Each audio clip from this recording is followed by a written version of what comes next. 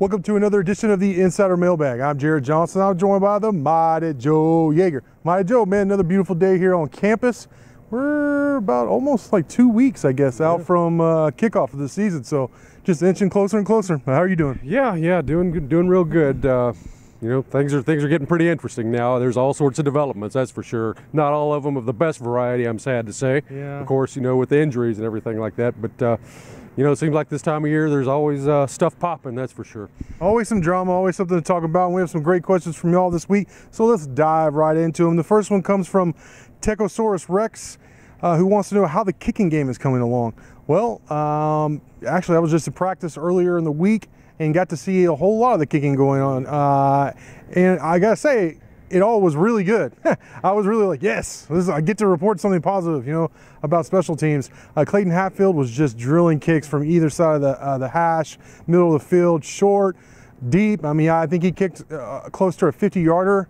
When I was there, just right down the pipes, had room to spare, so that was good. And then the freshman Trey Wolf, who I don't know how many of y'all are familiar with.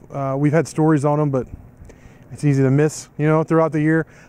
He's a new guy. He's actually kind of a friend of Clayton Hatfield's, and he was drilling kicks too. So, I mean, he looked better than, honestly, even Clayton Hatfield did, you know, after he got hurt last year. Sure. So, I mean, I feel like if Hatfield does go down, maybe you never know until you see him in a game, but at least the guy looks like he has the ability. He's a legitimate kicker, so that looked really good. And then our man, Shotgun Panazzolo, Dom, you know, who I saw him earlier in fall camp, and I was kind of like, oh, he's booming them, but then there was one or two shanks yesterday. I mean, I bet I saw him kick 20 balls, and that was with the snap, a defense, all that, and he was just killing it.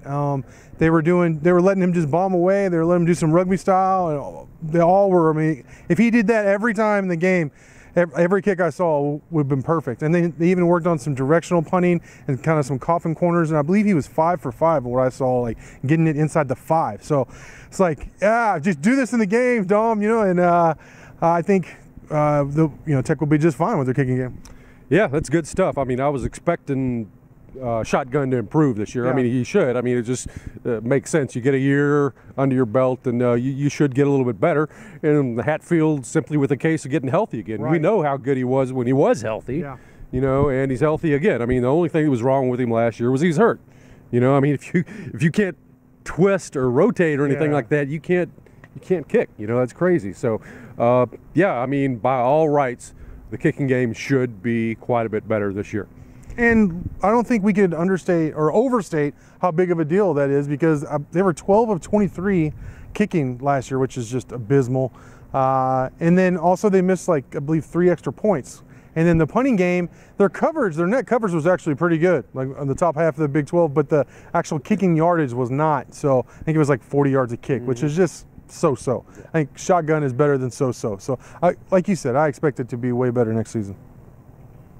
I've been wrong before on that, though. Remember, I've guaranteed it was going to be better. So I truly believe that it'll be better, though.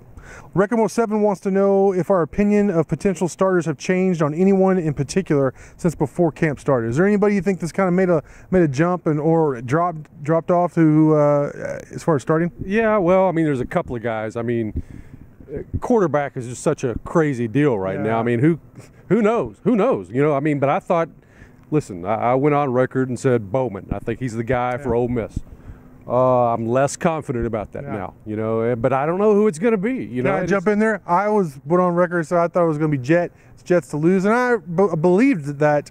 And I'm not saying that's definitely not the case, but when you say it's probably McLean, just by the snaps, I mean, every week in practice we see him get number ones, unless they're doing this massive sabotage job. Yeah, I mean, which would be, that sounds kind of ridiculous to me.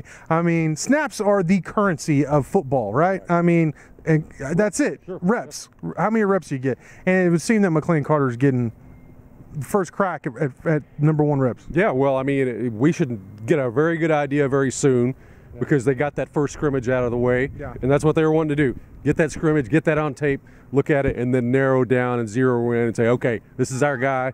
Everybody get behind him, and we're going to work forward. So we should know more soon. But I think I may have missed the boat a little bit on Bowman, at least for this first game. And then one other thing that I don't think any of us really saw was Adrian Frye coming up like he did.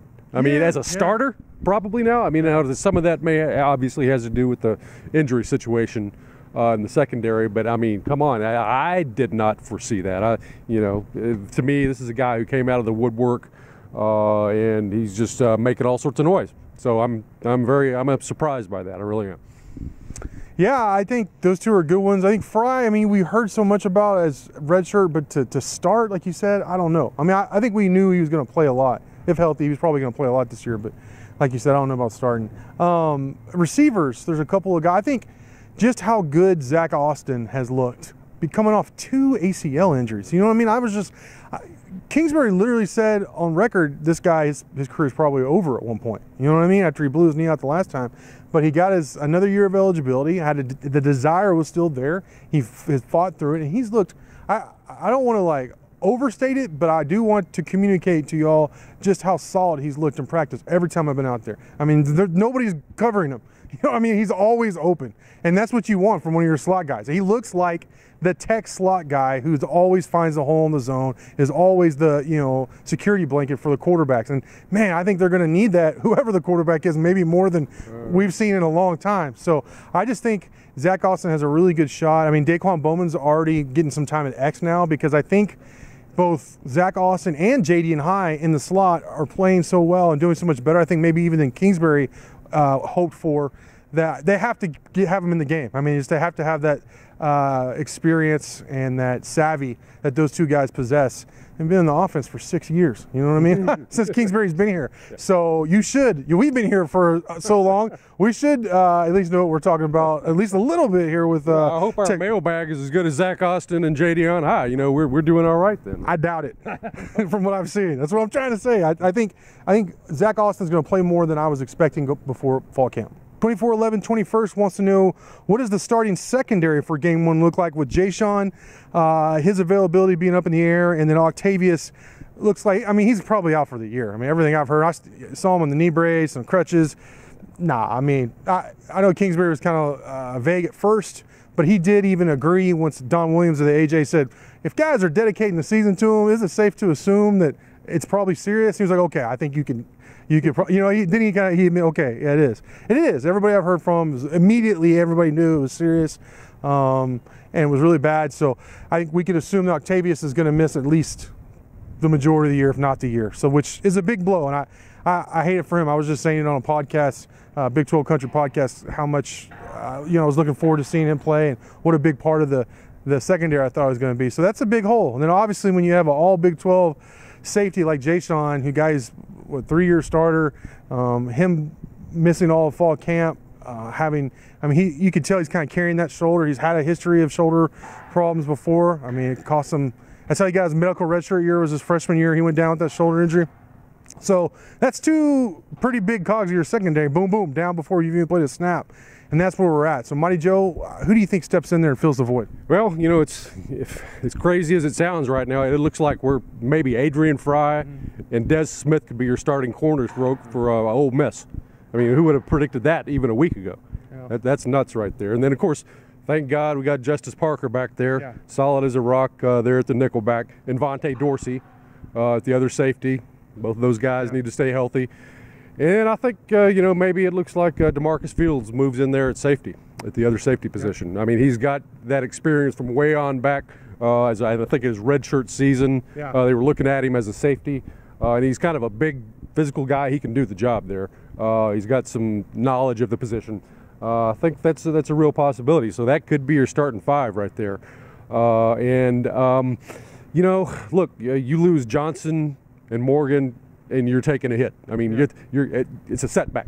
Yeah. You're not as good as you were. It's as simple as that. So, whereas before that was a real team strength, in my opinion, the secondary. Now it's just it's neither a strength nor a weakness. It's just right. And they're going to go right after those cornerbacks and force them to stop it. And so they better have their hard hats on, because it's going to be a busy night for them.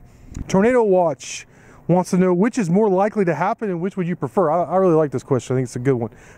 Tech winning in Stillwater and ending that losing streak that I believe dates back to 2008 was the last time you beat Oklahoma State, which is crazy. Or beating the preseason favorite Sooners at the Jones. I'm kind of conflicted on this, Joe. Interesting to see what your answer is. Yeah, I mean, both of them are the same for me. I believe it or not. I think Tech has a better chance in the Jones against Oklahoma than they do on the road against Oklahoma State.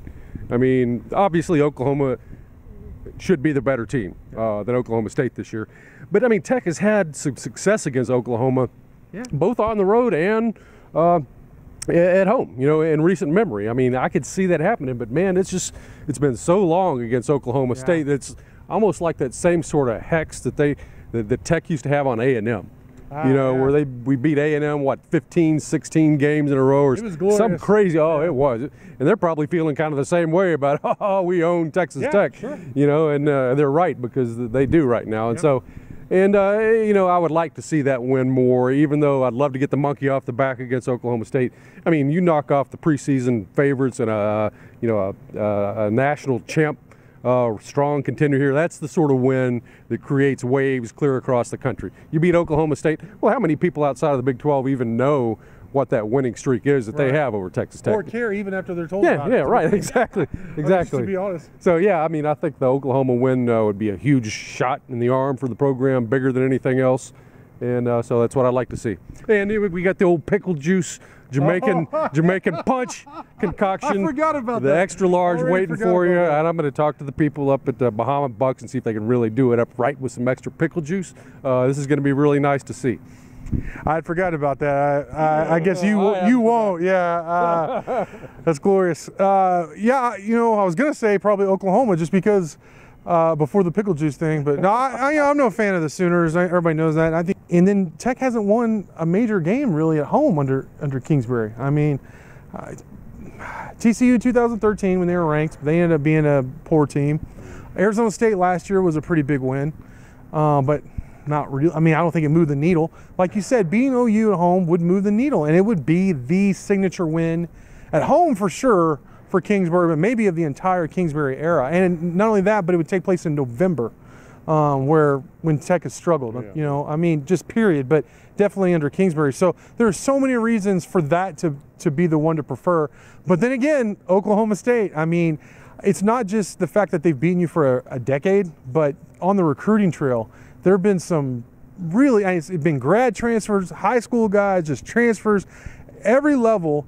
Tech doesn't really compete with Oklahoma for a lot of recruits, let's be honest. I mean, there's another level that if Oklahoma wants a recruit that Tech wants, they're probably going to get it. Oklahoma State, on the other hand, recently they've been winning a lot of those battles. So I think winning a game there could help you a lot in that respect. So and just to end that streak would be pretty huge. But I have to agree with Mighty Joe. I think the win over the Sooners would be bigger. Juicebox wants to know, if you had to build a team right now around 3 players, which 3 players would you take from this year's squad? It's pretty, I think this is a great question, but it's a pretty easy question for me. Really? Yeah, it's kind of struggle with it, actually. You want me to go first then? No, I got them down, you know, but Anderson, Jack Anderson, Bruffy, and Dakota Allen. Yeah, I'm guessing there's only one of those guys that's in your group, right? No, well, Dakota Allen for sure. Jack Anderson, yes. Oh, okay. But then I'm going with TJ Vasher. I think some of his drops are being highlighted in some of the amazing plays and what he does for this offense. Not by you, I just mean by everyone. I think people are kind of focused on some of the negative more than seeing what this guy can do for you. And also, I've had more access than a lot of other people in seeing what he's become this offseason. He's much bigger. He's much more confident. He knows he's the guy. And I think TJ Vasher is going to be a superstar. I really do. If anybody could just freaking take a snap and throw the ball up to him, man, he's going to win most of the 50-50 balls. So, and if you really look back at the year he had last year, it's pretty amazing considering the other receivers that were on this roster. So I think Anderson and Dakota Allen those guys just kick butt. You know, it's just pretty we could break it down, try and use all this fancy jargon, but they both just kick a lot of butt on the regular. So Bruffy's great too, though. I like him. All right, Mighty Joe, well, great stuff from you as always. Thank y'all for watching, and until next time.